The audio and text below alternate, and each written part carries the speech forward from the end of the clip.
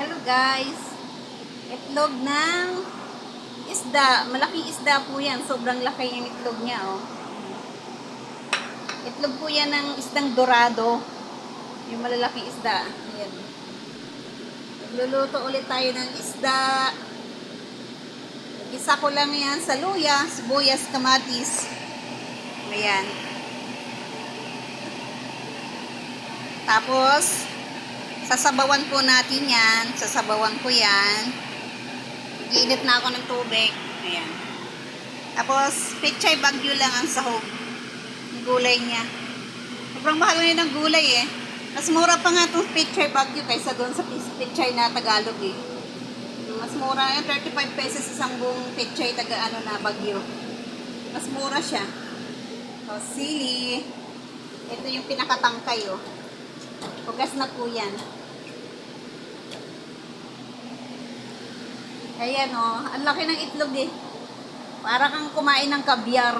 O, di ba? Ang laki ng itlog niya oh, sobrang laki. Pinirito ko na yan. Ay, ayoko kasi ng direkta na hindi piniprito yung isda eh. Nalalansahan ako. Ayan. So, unahin ko po ng yung gulay. Tapos, ilalagay ko na yung isda. O, ayan na. Sinasangkotsa natin yung sibuyas, kamatis, saka yung luya. Ayan. Saka po natin sa sabawan. Ayan po. Pakukuluin natin.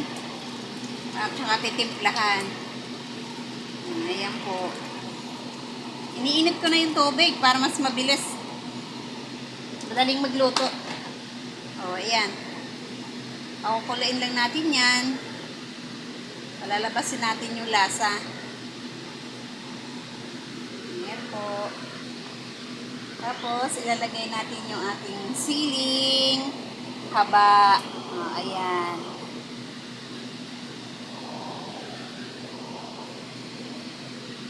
Tatakpan po muna natin. Antayin natin kumulo. Tsaka natin ihuhulog yung ating isda at saka gulay.